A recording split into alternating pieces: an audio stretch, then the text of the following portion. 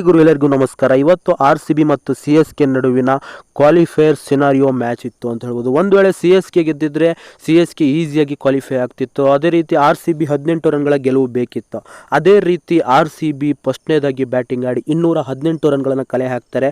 ಅದೇ ರೀತಿ Chennai super Kings chase ಮಾಡೋಕ್ಕೆ ಬಂದಾಗ 191 ರನ್ಗಳನ್ನು ಹೊಡಿತಾರಷ್ಟೇ 20 ಓವರ್ಗಳಿಗೆ. ಹಾಗಿದ್ರೆ ಈ ಫಸ್ಟ್ ಇನ್ನಿಂಗ್ಸ್ ಅಂದರೆ ಈ ಮ್ಯಾಚ್ ಹೇಗಿತ್ತು ಅಂತ ನಿಮ್ಗೆ ಇವತ್ತಿನ ವಿಡಿಯೋದಲ್ಲಿ ಸಂಪೂರ್ಣವಾಗಿ ತಿಳಿಸ್ಕೊಡ್ತೀನಿ. ಅದಕ್ಕಿಂತ ಮುಂಚೆ ನೀವು ನಮ್ಮ ಯೂಟ್ಯೂಬ್ ಚಾನಲ್ಗೆ ಸಬ್ಸ್ಕ್ರೈಬ್ ಪಕ್ಕದಲ್ಲಿ ಕಾಣೋ ಬೆಲ್ ಐಕನ್ ಕ್ಲಿಕ್ ಮಾಡಿ. ಈ ಮ್ಯಾಚ್ ಮಾತ್ರ ಬಹಳ ಇಂಟ್ರೆಸ್ಟಿಂಗ್ ಆಗಿತ್ತು, ಸಖತ್ತಾಗಿತ್ತು ಅಂತ ಹೇಳ್ಬೋದು. ಯಾಕಪ್ಪ ಅಂದರೆ RCBಗೆ ಗೆಲ್ಲುವೇ ಬೇಕು. ಯಾಕಪ್ಪ ಅಂದರೆ ಸತತ 5 ಮ್ಯಾಚಸ್ಸನ್ನು ಗೆದ್ದಿದ್ರು.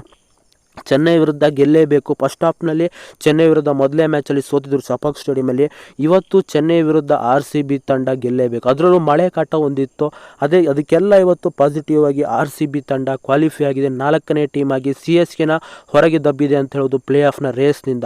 ಇದಕ್ಕೆ ಮುಖ್ಯ ಕಾರಣ ನಮಗೆ RCBಯ ಬ್ಯಾಟರ್ಸು 218 ರನ್ಗಳನ್ನ ಕಲೆ ಹಾಕ್ತಾರೆ. ಇದಕ್ಕೆ ನಮ್ಮ ಫಾಫ್ ಡುಪ್ಲೆಸಿಸ್ ಆಗಿರಲಿ, ರಜತ್ ಪತಿದಾರ್ ಆಗಿರಲಿ, Virat Kohli, Glenn Maxwell, Cameron green, Dinesh Karthik ಈ ಎಷ್ಟು ಜನ ಕಾಂಟ್ರಿಬ್ಯೂಟ್ ಮಾಡಿದ್ದಾರೆ. ವಿಕೆಟ್ ಕಾಲಮಲ್ಲೂ ಕೂಡ ಅಷ್ಟೇ RCB ತಂಡದಲ್ಲಿ ಫರ್ಗ್ಯೂಸನ್ ವಿಕೆಟ್ ತೆಗೆದ್ರು, ಸ್ಟೈಲ್ ವಿಕೆಟ್ ತೆಗೆದ್ರು, ಸಿರಾಜ್ ಅವರು ವಿಕೆಟ್ ತೆಗೆದ್ರು, ಸಖತ್ತಾಗಿ ಮಾಡಿದ್ರು ಅಂತ ಹೇಳ್ಬೋದು. ಸ್ವಪ್ನಿಲ್ ಸಿಂಗ್, ಮ್ಯಾಕ್ಸ್ವೆಲ್ ಮಾತ್ರ ಬೌಲಿಂಗಲ್ಲಿ ಇಂಪ್ರೆಸ್ಸಿವ್, 4 ಓವರ್ ಮಾಡಿ 25 ರನ್ಗಳನ್ನು ಕಲೆ ಹಾಕ್ತಾರೆ. ಸಿರಾಜ್ ಅವರು 35 ರನ್ಗಳನ್ನು ಕೊಡ್ತಾರೆ. ಇದ್ರ ಮೂಲಕ RCB ತಂಡ ಟೋಟಲ್ ಆಗಿ 191 ರನ್ಗಳಿಗೆ CSKನ ಕಟ್ ಹಾಕಿ RCB ತಂಡ 4ನೇ ಟೀಮ್ ಆಗಿ ಕ್ವಾಲಿಫೈ ಆಗುತ್ತೆ ಅಂತ ಹೇಳ್ಬೋದು. ಇದಿಷ್ಟು ಇವತ್ತಿನ ವಿಡಿಯೋ. ಈ ವಿಡಿಯೋ ಇಷ್ಟ ಲೈಕ್ ಮಾಡಿ, ಶೇರ್ ಮಾಡಿ, ಚಾನಲ್ಗೆ ತಪ್ಪದೆ ಸಬ್ಸ್ಕ್ರೈಬ್ ಮಾಡಿ. ಬಾಯ್ ಸ್ನೇಹಿತರೆ.